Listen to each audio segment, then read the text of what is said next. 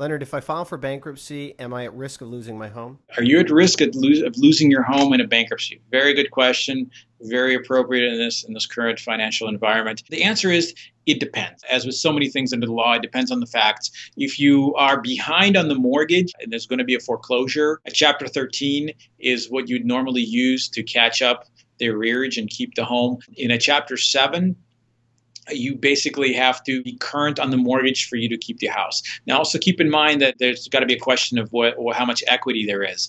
Arizona protects $150,000 worth of equity in your home. So if you're current on your mortgage and you have less than 150 grand worth of equity, then there's no problem at all. Just keep paying your mortgage payments, keep the property taxes, current, and keep the property insured. And a lot of times that's just impounded into the payment anyway.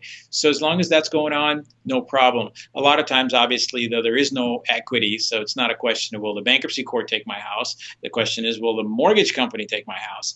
And can a bankruptcy help me stop that?